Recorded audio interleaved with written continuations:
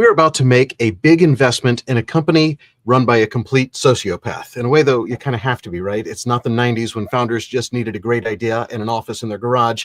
That's so Mag 7. Today, there's a new breed of founders and leaders. We're calling them sociopath CEOs. And sociopath might be a little bit of a strong word, but a bunch of the traits fit. They're impulsive, egocentric, risk-taking, maybe a little antisocial and manipulative. They're sensation-seeking and fearless. And today on Dumb Money, we're going to tell you how we see sociopath CEOs winning and what we're investing in and how you can use it to help build your own portfolio. This is Dumb Money Live. Hey there, Dave here along with Chris and Jordan. We are Dumb Money. Welcome to Dumb Money Live. Quick reminder to smash the like button for the almighty algorithm. Since we are on at a special day and time, go ahead. It just takes a second. And once you've done that, we can get on with the show. Chris, Jordan, while we're waiting for all those likes to come in, we need to congratulate our community that invested in NVIDIA last week. That was a perfectly timed trade, perfectly timed Dumb Money show. The stock has bounced back about 15% since the show. Chris, I'm sure your options are, I don't know, a multi-million-dollar capital gain for you this tax year. I always say that it only takes one great investment a year to be in like the top 0.001% of investors globally. And this is the perfect example. In what, like less than a week, an NVIDIA trade that I've now rolled over 3 times and looks like I might get to roll over one more time. We'll explain what that is. Basically, with less than 5% of my portfolio value, added 30% to my total portfolio, maybe more. But we also need to factor in that all of our stocks are just on fire. Tesla's up 24% in the last week, Apple 6%, Palantir 18%, even Amazon 13%. And the one that we just also keep harping on, Robinhood, 25% in the last week. So it's actually, NVIDIA has underperformed Robinhood and Tesla in the past week.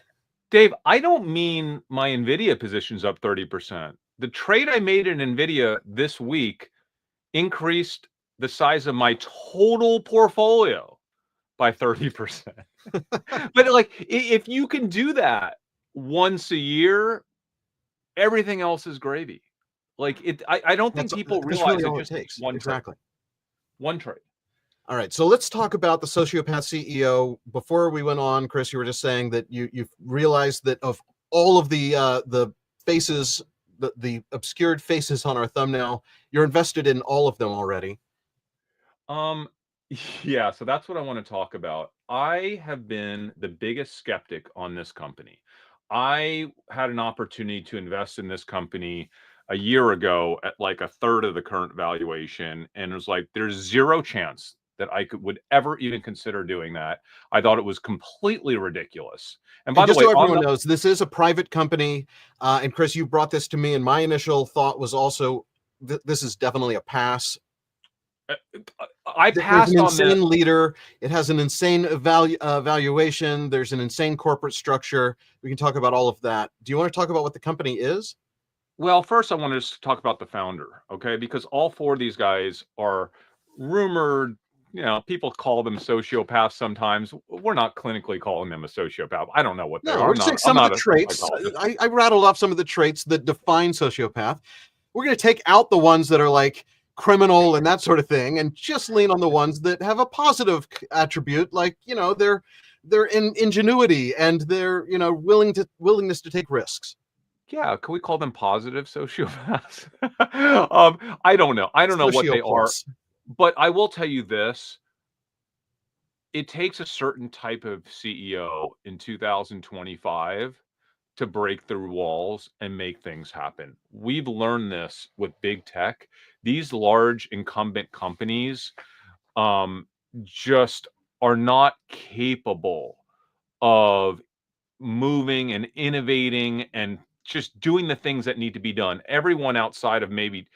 Listen, of the public company CEOs, Elon is an exception. Yes. Who else? Clark at Palantir, absolute exception. And who else? He's in our socio plus category though. So should we start a sociopath ETF? Maybe Meet Kevin should do that. Okay, and then number 3, Vlad at Robinhood. Okay, those are willing to take risks and break things before getting it perfectly right. They're not afraid of anything or anyone. They're not afraid of failure, and they all I think all of them think they're building the biggest company in the world, and they're gonna do it. So there's one guy What who about might Brett? Would you put Brett into this also? oh, at a Adcock? figure? Brett Adcock? I don't know. I don't know. Well, I don't know. Maybe I don't know. I didn't think to put him in the thumbnail, but yeah, he kind of qualifies. Well, one other thing that all these guys do, they're all overly. By the way, there's some negative people out there that it didn't go so well for, like Theranos, right, and some others. So we can FTX. Well, there's a difference, right? Well, I mean, that's when it crosses over to the legality portion of sociopath. There's a fine line between selling and lying, right? And I think that's that. Well, one's is pretty there? clear. It's really fine, Jordan, because what I've noticed is a lot of the top kind of entrepreneurs, CEOs tend to all share a habit of faking it till you make it. Now, how much are you willing to fake it? Sometimes it works in your favor, sometimes it blows up. But when it works in your favor, it works. But I should have put the Theranos chick on our thumbnail. That would have been Theranos, or what's the guy with Nicola? Trevor Milton. Oh, Trevor Milton. Yeah. Oh, we forgot about Michael Saylor. We forgot about Michael Saylor. Oh, it's working for him though. It's working for Saylor. Yeah, it's working right now. It can work. It can not work. And the one we're talking about today, the one that we're investing in, we think is going to work. He might Even though it's insane. He might be the craziest out of all of them. He might actually be the most aggressive and most ruthless out of all of them. Now, you might hate this person. And let me just say something. I do not particularly like all of the CEOs I'm invested in. And I don't need to, because all I care about is that person's ability to actually push forward and build value for the company and ultimately me. So we're obviously talking about Sam Altman, right? This is a guy that even before he's really experienced any type of extraordinary success at the level of any of the other people we're discussing, this guy was talking about raising trillions of dollars. Have you ever heard, even Elon wouldn't have come out a year ago like Sam Altman did and said, yeah, we probably need to raise 5 trillion. We're like, for this to work at all, we just need to raise more money than any private company has ever raised in the history of the world. He's a little bit quiet. He's not as like outspoken about his plans, but man, I'll tell you, I think, first of all, let's just frame this opportunity right now. I'm going to tell you right now that the entire world is missing something. They're missing something which is the biggest thing in our lifetime related to robotics, but because they're consumed with tariffs, they're consumed with Trump, they're consumed with macro and Jay Powell and all the geopolitical stuff going on around the world. But do you know what? We are having a Facebook moment. We are having a Google moment. We are seeing the birth of an industry that I believe will be infinitely larger than anything else we have seen in our lifetime, the industry of intelligence. No, I think AI could be the largest industry ever in history. And it's kind of like having the opportunity to invest in the early industrial revolution. But then you also have to balance that out with, is it maybe like we're investing at the beginning of the dot-com bubble, and we're just hoping that OpenAI is the Amazon and not the pets.com? We'll get to that later. But let's just talk about the sector right now, because do you realize that we have a multi-trillion-dollar company in Google that is just sitting on top of the industry of search marketing? So let's balance out industry of search marketing, industry of intelligence. The intelligence industry, I'm not going to use AI anymore. The intelligence industry, here's my thesis. Every single company on earth, every government on earth, every education institution on earth will be sitting on top of an intelligence model that is powered by one of the world's very few intelligence gatekeepers. In addition to that, I also think that every human on earth, for the most part, at least those living in the first world, will be utilizing an intelligence-based agent that will essentially help them with every aspect of their life. I don't think this is 10 or 15 years away. I think this is just a few years away, to where imagine an industry that essentially sits beneath every human and every company and every government and every financial institution. That is what we're looking at right now. But how big is it? You How big love is to it? rip on Google, though. I think I've seen some people responding to us in comments and on X, where Google you say is sitting on top of search advertising, and that is 80% of their revenue, but they're also sitting on top of entertainment. Comparing YouTube to being a Netflix, a streamer, YouTube is presenting at the upfronts, and it has for years, the same way the networks used to be relevant. YouTube well, they're also is sitting on now top relevant. of Gemini. No, but Jordan, we can't include that because that's what we're talking about. They're on top of a bunch of things, but right now all of their revenue is advertising. Advertising. It's not even just regular. It's for the most part direct marketing. Okay, which is a huge industry. Don't get me wrong, monster industry in the. But I get your point. Your point is that the intelligence industry is going to eclipse the advertising industry. I'm not just saying I think eclipse is the wrong word, Dave. I think the intelligence industry is going to be exponentially maybe larger, than the direct marketing industry. How large could the largest intelligence company be, and is there room for more than one at the top? Because I know you've talked about this being a $10 trillion company. Can there be a $10 trillion company in OpenAI and XAI? And you're going too far. Just the industry. I think this industry will result in multiple $10+ trillion companies, a multitude. I think NVIDIA is going to be one of them in the public market. I think that there are companies involved in robotics like Tesla that will be another one of them. Okay. For robotics, because here's the thing, like that's a piece of the industry, right? That's embodied intelligence, so that's the embodiment of intelligence, so that's included here. But I do think that there is room for more than one foundational model, the gatekeepers of compute, as long as one thing remains, and there's one very important sticking point here. Everything we're talking about in this show is contingent upon the scaling laws staying intact for over the next few years, meaning that the more compute, the better the intelligence. As long as you still require a meaningful amount of compute to get the intelligence, then the gatekeepers of compute, okay, will ultimately reap the majority of the rewards from this new industry sector, and including the chip makers like NVIDIA, obviously, right? Well, and that was my initial reaction, is why would I want to invest in OpenAI that is one of many when I could invest in NVIDIA that is going to be powering all of them? I'll tell you why. Because NVIDIA is like my number one position, right? That's nuts. But I'll tell you, it's not mutually exclusive, right?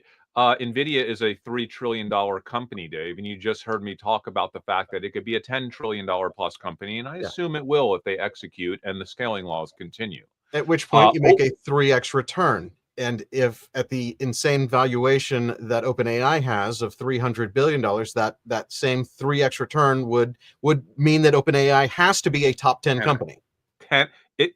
OpenAI has potentially a 10x additional return, which would make them as big as Apple or what are the Microsoft and what's the other one? Oh, NVIDIA. Yeah, those are the three biggest companies in the world, and you're saying that OpenAI is going to be in that top 3 list. Yeah. So here's my thesis. Number 1. Here's my thesis on OpenAI. You already heard my thesis on the intelligence industry, but my thesis on OpenAI, I was so anti-OpenAI, but I've been tracking data on it for months, and I saw something the last few months that completely blew my mind. as more of the world started to kind of get into the fold of utilizing an LLM. ChatGPT became #1 in the App Store. But what's really interesting, it's not like ChatGPT became #1 and Gemini was #2 or 3 and Grok was #4 or 5 and Anthropic was #7. As of today, ChatGPT is #1. Gemini by Google is #47. Grok by XAI is #57. Anthropic, I believe, is like 90 something. I mean, so, and by the way, this is not linear. So the difference in downloads between #1 ChatGPT and just the other random #2 company on the App Store, which is Threads, could be meaningfully larger. Like it's not a linear relationship. So on that same note, are you ready for this, guys? We have, because what I'm about to say, we have never experienced in all of humanity. This is the fastest growing tech product in history. There are rumors that are unverified. There are rumors that from March to April, that's 1 month. ChatGPT grew, and even if this is off by a factor of 2, it wouldn't even matter. They grew from 400 million users to 800 million users. Even Sam Altman said he was adding 1 million users an hour at one point a few weeks ago. They could be over 1 billion users globally right now. And one little anecdotal thing, Dave, real quick on this note. I had my son in the car on Friday with one of his buddies, and I said, what percentage of the high school kids in your school are utilizing an LLM? And they're like, obviously 100%. Everybody uses it all day long for literally everything that they do. And this is, of course, every middle, high school, college student everywhere in the world right now. And I said, okay, so tell me which one they're on. And they were confused. He's like, what do you mean, which one? I was like, which one are they using? He goes, what do you mean, which ChatGPT? Like which version? No, which LL? He goes, are there others besides ChatGPT? He goes, 100%. Which model are they on? 01 or 04? But here's the best part. His buddy in the back seat said, no, it's not 100%. He goes, there are some tech kids who use a couple of the other ones. It's probably 95+% on ChatGPT. So understand that amongst that generation, they don't even, most of them, almost all of them, don't even know that there's another AI outside of ChatGPT. But the hard data that I've been following the last few months shows us that 80% of the world that is utilizing AI is on ChatGPT. 80%. And they are growing market share. Because if you look at the data of Grok spiked when it got put out on X, and then it dumped. Okay? If you look at the data of Gemini, they are still picking up share, but not picking up share from ChatGPT anymore. They're picking up share from the others. So the other 20% is literally broken out between all of the others. And the most interesting part of that is that the early adopters are the only people that generally even know about any of the others. So now that we've grown beyond the early adopters, almost every regular person that's actually downloading AI for the first time, all they know is ChatGPT. So I actually think that over the course of the next 6 months, that ChatGPT under OpenAI could actually approach 85, maybe even 90% global market share of what will be the largest industry sector that we've ever witnessed in all of humanity. Okay? So, and that's just hard data. Now, eventually, Dave, do I think they're going to retain that once Google finally figures out how to convert people from Google to Gemini? No, I think Google is going to own a piece, maybe 20, 30, 40%, but I do not see any scenario right now, unless Sam Altman does something crazy. I cannot see a scenario where ChatGPT ends up with less than 35 or 40% global market share consumer of AI. And we'll talk about the B2B part next. But like, that is astonishing, guys. We've never seen this in our life, and no one's talking about it. No one's talking about it. Megan also is, she, I think, talks to ChatGPT more than she talks to me now. She's always telling me, oh yeah, I was just asking ChatGPT about that the other day. It's like she refers to it as if it's a friend. And now that they have the history feature, it knows her, and it's like I feel like that is the stickiness factor that she will never switch away from ChatGPT, even if a better and smarter algorithm comes along.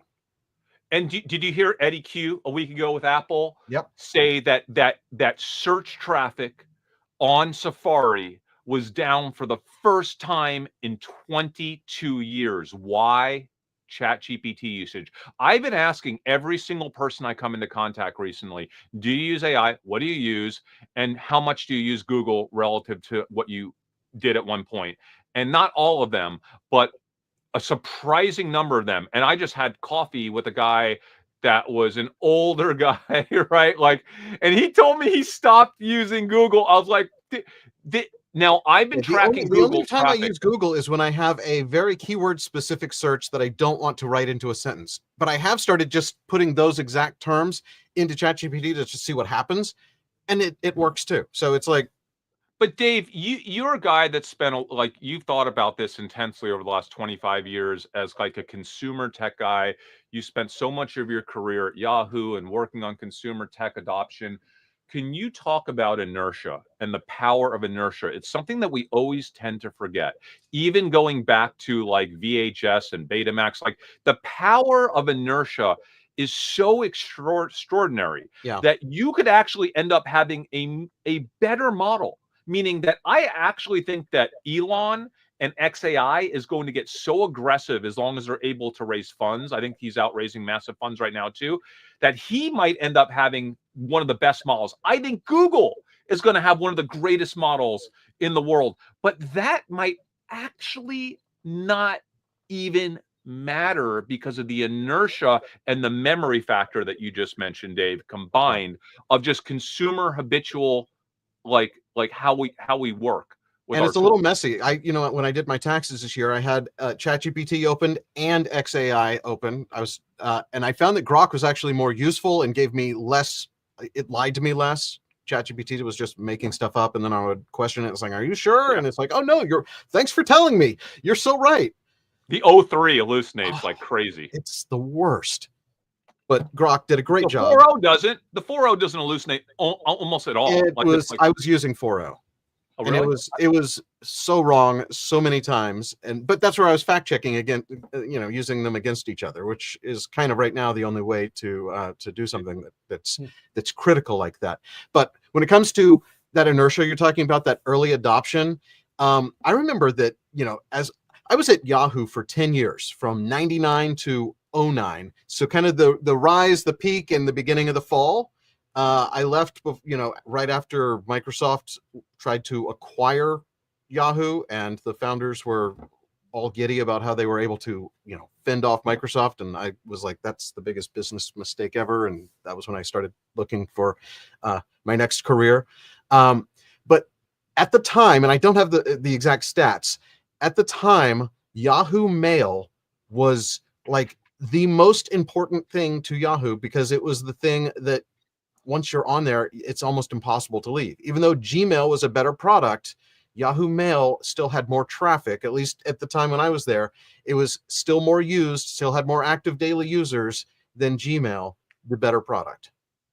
One thing before we ask the engineer his thoughts here, I want to I want to preface this a lot. So this, Dave, because in Jordan, you too. So like part of the way that we're investing in OpenAI is I have this.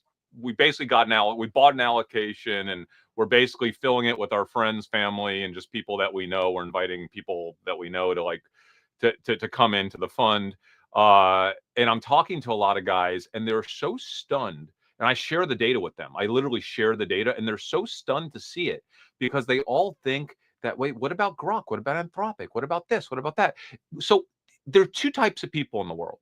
There are people like us that, yes, we are aware of everything. We're either tech guys, we're finance guys, we're out there on X every day. We're aware of all the new stuff. We're trying all the stuff. And to us, it's like kind of like a semi-level playing field because we're hearing about all the stuff almost equally. But as soon as you kind of leave that world, which is most of the world, it's like 97, 98% of the world is not like us on X, right? they don't even know what Grok is. Yeah. They don't And even that's where know what I think that Claude the is. integration into a product actually has a lot to do with it. If you're an X user, that Grok logo is on every single post, and I click it all the time. When I just want a quick fact check, I just click the Grok button. I don't even type. Well, not only that, Grok you and can let 'em at respond. Grok and then have it like explain stuff It, to you. I don't from even do previous that, but I tweets, which see is a lot of nice. people doing that, and I see a lot of Yeah. people asking Perplexity. The only interaction I ever have with Perplexity is reading its comments on X. I've never, well, in testing I have, but in my daily life I have not used Perplexity or Claude or any of the others. I can see like Microsoft's Copilot is going to be built into business applications, and if you're already doing something in their applications, using that makes sense. But we are, I'm all bought in on ChatGPT for all the but reasons we we talked have about. and I say we, meaning we, the entire community of investors, right? Because like all of us investors, all of us tech guys, all of us like guys that are really into business, we have an inherent bias from what we're reading and seeing and being exposed to, and it's not normal. And I love it because I feel that bias is why people are so skeptical of OpenAI at this Yeah. crazy valuation, because they are not seeing what's actually happening right now, which is not just the next Facebook, not just the next Google. It's actually way faster growth, way more aggressive growth, and the actual amount of usage that they're getting on this stuff is unbelievable. It's taking over people's lives after just a few months of using it. And I could only imagine what's going to happen. And Jordan, I know you're a little bit deeper into the tech than we are. When it gets to full agentic AI, and Jordan, I want to hear what what your prediction is for how quickly or how long it's going to take to get to a point where we will all have agents as opposed to going on there. We have more of agents doing things in the background all the time that kind of know our daily habits. They know we're interacting with an agent that's doing things behind the scenes and more proactively interacting with us rather than us having to go to ChatGPT to put in commands. I don't know how. I'd like to get your take on when you think that is viable, because that is going to be the ultimate turning point where if you don't already have market share and people start working with their agents, forget it. You're not going to switch agents easily from one platform to another in a few years. So Jordan, what's your take, man? What's your bias take? Yeah, I mean, look, so to me, just the way that everything sits right now is that OpenAI is the normie AI, right? It's the normie LLM, and things like Perplexity, things like Gemini, people that I know that are actually using LLMs for real stuff are not using OpenAI. There are some, because they're all APIs, right? That you can then swap one out and try out another. And people are developing things in parallel across a bunch of different AIs. Can I ask you a quick question on Yeah. that? I'm curious if you have an extreme bias there as well, because I've actually had the privilege of seeing all the companies that OpenAI is powering.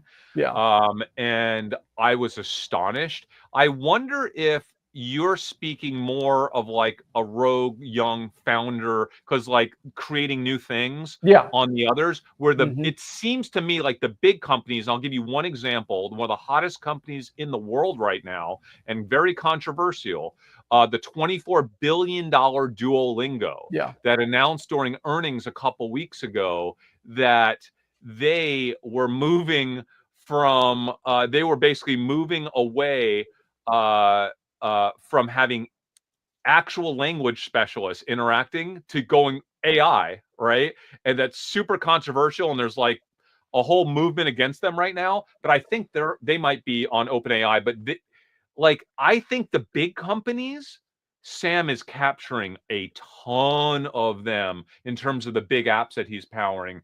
And but I do think it's more evenly dispersed. It's not like with consumer where he has 80%. But I I do think think consumer, like I said, it's the normie way to go for LLM. Is you fire up OpenAI and you get moving, and it's it's the Kleenex right now, for individuals to use an LLM. I had a guy that is a CEO of a big med tech company, and he told me that their company is basically, at the end of the day, long term, just a sales agent for OpenAI. He's like, we have layers and Yeah. layers of software that eventually the AI will do more and more, because they're an AI company. And he's Yeah. like, but the reality is OpenAI is like powering everything that we're ultimately packaging and synthesizing for our area of expertise, because we know more about our sector, obviously. Yeah, than look, I mean, this is OpenAI like a does. big area of imagination in that are you going to have these big software platforms with menus and you click around and you interact with your data with like it's like a big SQL application, right? Like eCarlist or any, like a Salesforce, or is that data going to sit somewhere and then you interact with that data using an LLM, right? And I think that right now the idea is that why would you have these big complicated interfaces where you're paying developers tons of money to create these very custom applications, when at the end of the day you really just want to be able to interact with your data? And so do these LLMs become that software set that sits between you and your data instead of some big custom application? So Jordan, take Duolingo for example. Yeah. And by the way, the big thing about Duolingo, this is by the way the most But wild. the deals with Duolingo, that's an early use case that makes a ton of sense because it's just language, right? That is not anymore though. That's the funny part. They're getting into everything now, all Yeah. the education stuff. But here's crazy. Ready for this? Duolingo monthly active users have increased 5x from 2020 to 130 million active users. But here's the amazing thing. They launched 148 new language courses in just the last year using generative AI. Yeah. For context, it took them 12 years to develop the first 100 courses. So in 1 year, they developed more courses on top of AI than they could build themselves in 12 years. Now, my question to you about Duolingo is, move forward 2 or 3 years, okay? If you want to learn Spanish, which I don't even know why you would at that point, because we're all going to have translators in our AirPods and stuff, but let's just say you want to learn Spanish, okay? Or any other thing on Duolingo. Why would you pay Duolingo $13 a month, $25 a month, when your agent, who knows you better than anyone in the world, your agent knows your hobbies, your agent knows that you're, going to Hawaii next week. It knows how you like to speak already. It already knows. Yeah, well, right now, like Duolingo has an interface that's, it's fun. It's a game specialized for learning language, right? And how hard will that be come on, how hard will that be for AI? Again, no. But you're saying, but that's in the future versus what we have now. So, like in the future, perhaps anything. But is it perhaps, or is it guaranteed? That's what I'm trying to say. Like, why would you pay another monthly fee for a software layer that I think would be far inferior, because your agent is going to know how to teach you Spanish? Yeah, and that's one of the things I don't know. I don't know, because do people think to go to it to learn Spanish or to learn whatever?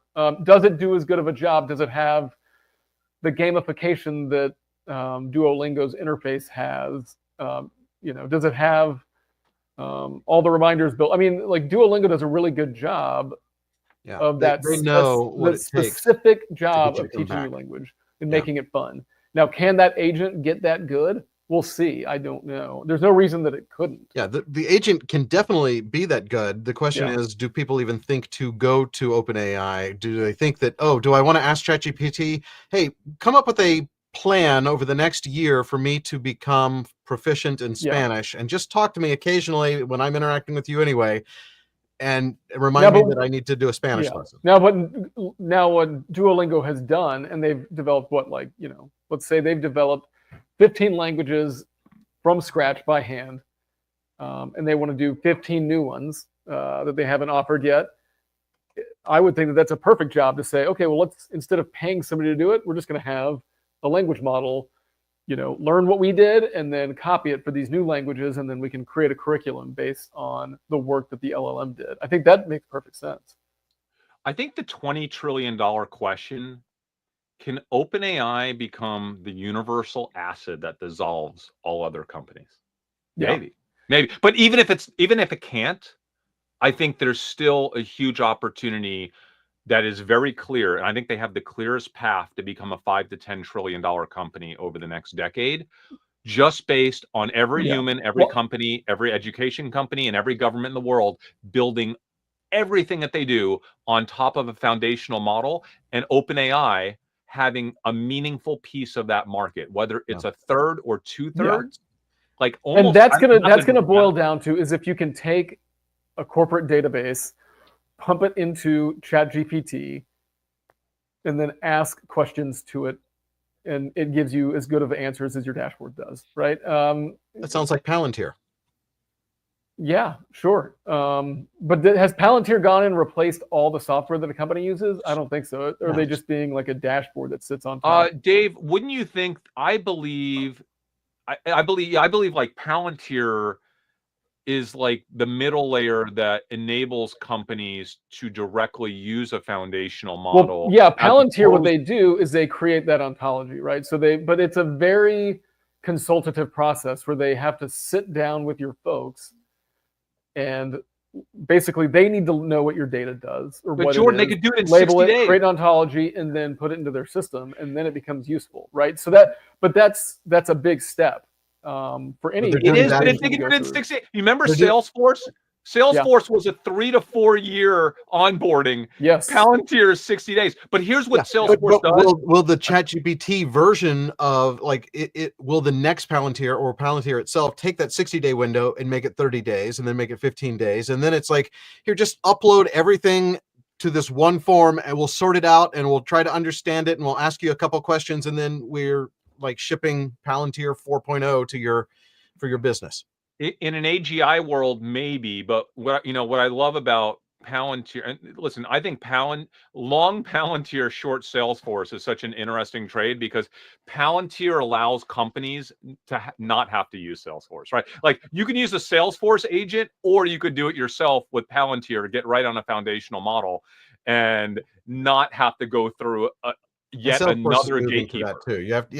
You have to realize that not these companies aren't developing in a vacuum. Everybody is building foundational models and or going to sit their software on top of someone else's foundational model. So how much of the B2B business do you think OpenAI gets versus the other models?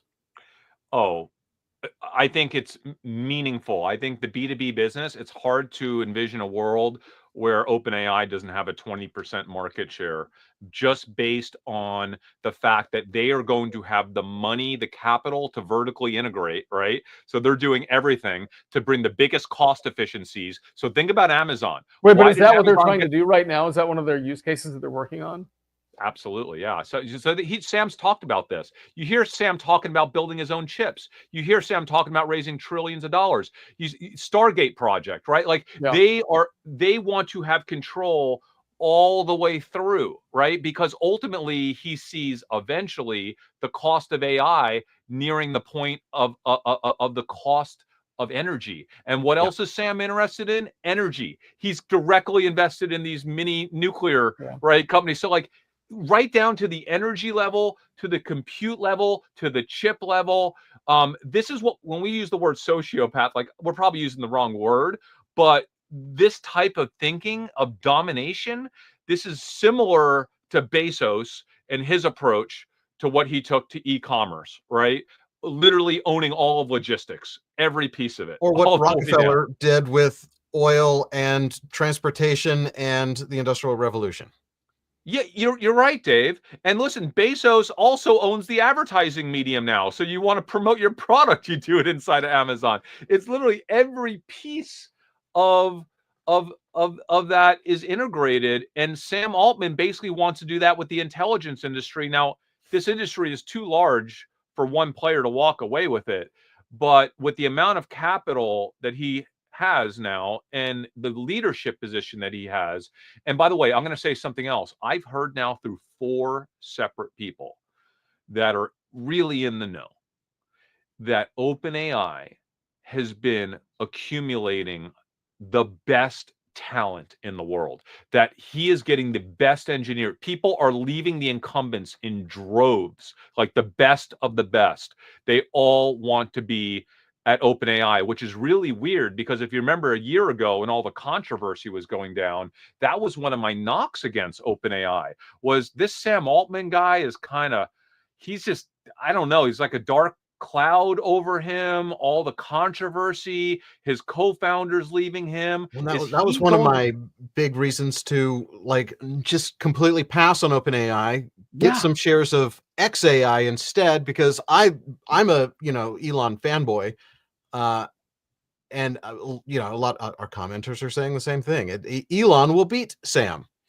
Well, I don't know. Listen, but beat him. So, question: when you say beat him, I actually think that Elon is going to move quicker and more aggressively the way that he did with his data center. I think I think this race to AGI is Elon with XAI, Sam with ChatGPT, and DeepMind. I actually think that DeepMind and Elon have a better shot of hitting AGI first, but it could be Sam with OpenAI, but that's only beating him in one thing. And I think everyone's going to hit AGI around the same time.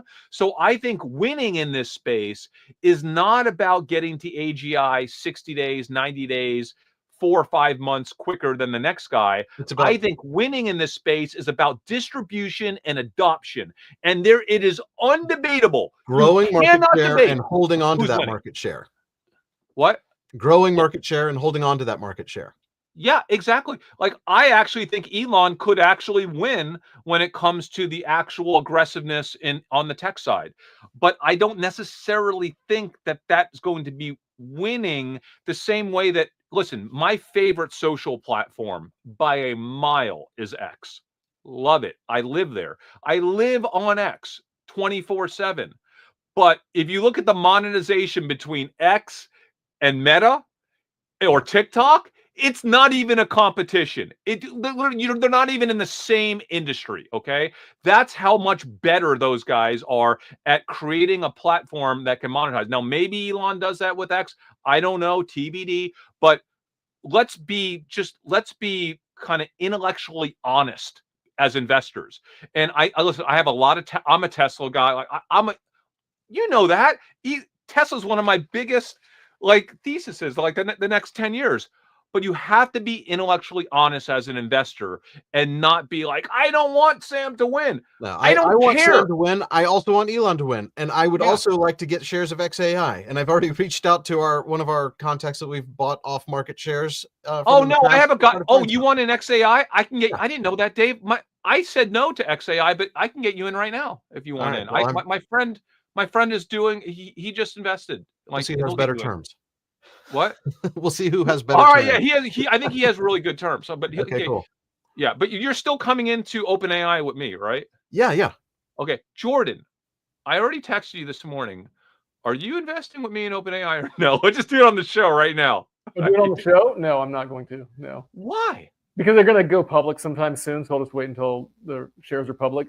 Oh, that's a huge mistake. I don't think so. I really don't think so. Not at the valuation that they've got versus what Wait, but you're going to wait till they go public at $1 trillion or $1.5 trillion? You think they're going to go public at $1 trillion?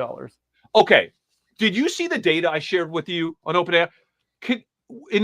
By the way, there's always risk. There's always lots of risk. But if you look at the data, the trajectory that they're on, and they're about to get $40 billion, okay, to just continue. I don't even know what to say right now. Why would you, if they're capable of going public, then you're paying 3 to 4 times what you can get them at right now. You know you are. You think they're going to go public where they are now? Look, I don't agree with the valuation that's been set by the private market. So I'd rather wait and see what the public market prices it at. And that's not going to be what the initial public offering is. You let it marinate in the market for a few months, and we'll see what it's really worth. That was my initial thought too. It's an insane valuation that it really just makes no sense. And if I can get, some XAI at 40 billion versus 300 billion for OpenAI, but then I'm like, okay, what is the likelihood of them IPOing at 300 billion? No, they're definitely going to be IPOing higher than that. And A bunch of people agree with Jordan, and that's what I love about you guys is Jordan, you're so different. I love that that level of balance, because like in a million years, I'm so stunned. I thought you were going to say yes. Look, and here's the thing: I could be wrong, and I'm fine with being wrong. I could be wrong. Let's say, here's in my mind, the worst case scenario is that the public figures, okay, well, it's worth $600 billion, and I lose out on a 1x if we invest at like a $300 billion valuation. I'm okay with that, but I want it to marinate in the market for a little while and people to actually think about, what is this thing really worth? I'm going to say right now that if scaling laws hold and if the global economy remains relatively stable, I am predicting, and I don't like to predict the future, but I'm predicting that OpenAI IPOs within 2 years at $1 trillion or more valuation. That's my prediction. We'll see. There's never been a company that IPOs anywhere close to that. Jordan, there's never been an industry sector that even has touched anything like the sector of intelligence. Nothing has come even remotely close to this new industry. So I agree with you. What you just said is true. Yeah, it is true. But there's an anomaly happening right now, and the one thing we know, we'll go back to Black Swan, my favorite book, is that we just don't know how to deal with these types of anomalies when there's no historic correlation. And I think that's the reason why so many people like myself, even up until very recently, when the data was right in front of my face and I just had to deal with it, was so anti-OpenAI at these high valuations. It didn't make any sense to me. And now it makes sense, but I do respect where you're coming from, Jordan, and I hope you're wrong, but you might be right. I just hope you're wrong. Because is Dave investing in it? I am. Dave, yeah. Oh, you are? Okay. Interesting. Said, I was originally not investing in it. But then basically it's a FOMO trade for me. See, and that's all it would be for me. It would be a total FOMO, and FOMO is not an investing thesis for me. I have strong feelings. My initial instinct was to pass because of the insane leader, because of the evaluation, because of the corporate structure. I mean, it's like ever changing. Sam Altman was fired, then brought back. They had a capped profit, then they don't have a capped profit. They had a nonprofit, now they're for profit, but the nonprofit is in charge of the board. There's so many things that are just like wonky about the company, but it is OpenAI. It is ChatGPT. It is the only one that, like you say, that the normies are using. I use Grok way more than I use ChatGPT, and I find it better, but I know that I'm not normal. And that would be like me staying with a PC when maybe it's better for things, but I love Macs, and I'm, it's the whole Mac PC argument. Jordan, but I want to give... As a FOMO, they are the market leader. They are in this largest industry in history. I think they'll be a $10 trillion company. But a $10 trillion company is still only a 3x. So that's kind of like the hit or miss there. No. 30x, Dave. 30. 30x. 30x. Ugh. Wait, what's 30x? Wait, what are you talking about? At 10 trillion, it's 30x. Yeah.